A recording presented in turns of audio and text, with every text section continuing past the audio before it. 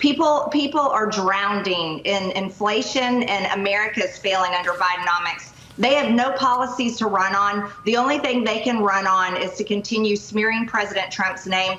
And I just want to follow up and say, Maria, the more times they indict President Trump, the more people realize that the Biden administration is a communist regime. Trump will be able to open the books on every one of the states that's mentioned in this indictment. What are we doing? America, what are we doing? Poor little David. You just don't get it, do you? So sad. In order for Trump to be charged with defrauding the country, he would have had to have been in some sort of a written contract with the federal government. That's what that law means. That's what it says, word by word. See?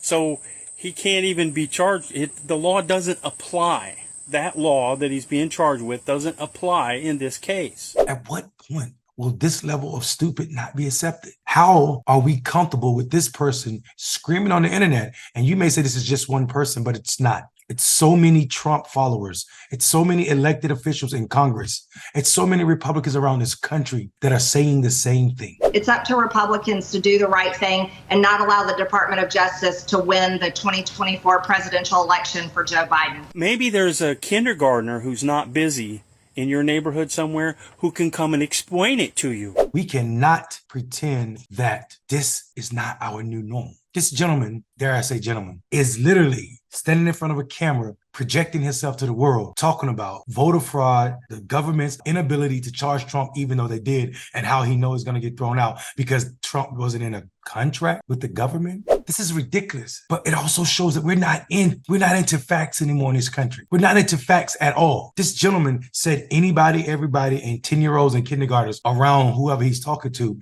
could prove what he's saying is factual. Whenever someone starts talking about any and every, know that they're lying. It's never a situation where everybody or anybody believes, supports, or stands for anything. Never. Your claims are being made up as you say them. Furthermore, the federal government is rightfully in its place to charge Donald Trump for defrauding because he sent people to the Capitol to try and stop the validation of the results from the 2020 election, which were not fraud. Trying to charge him with saying there was election fraud, which of course there was.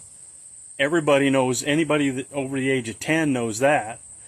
All you got to do is Google arrested for election fraud and look how many Democrats were arrested. That's pretty simple, right? If you look at 2020 and who was charged for voter fraud, you will see Republicans trying to vote for dead relatives or dead people or false or vote in multiple states. Republicans. And this is not my language. Unlike this person, I have facts to back it up. And my facts don't come from a liberal source. It comes from the Heritage Foundation, which is a conservative site. And the only people that may have been Democrats up there were from Florida. And they were up there because Florida passed a law in 2018 that said people with felony convictions could register to vote. Not all people, but some people. And what happened was the state didn't do its due diligence. So when anybody with a felony conviction that was not on probation or parole went to register or went to get driver's license, they asked these people if they wanted to register. So these people registered and tried to vote, and then Ron DeSantis locked them up, even though his government registered these people. There should have been a stopgap in there that said your type of felony conviction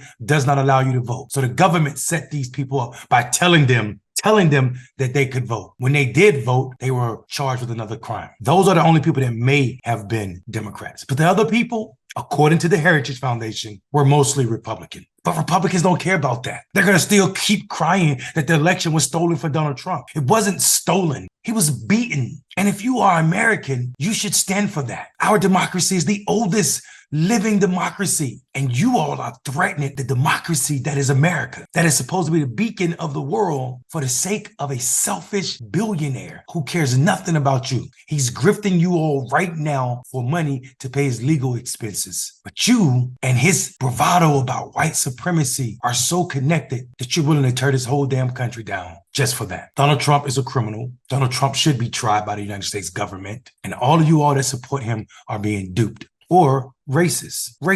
I'm Mondale Robinson, and I said it. Have a good day.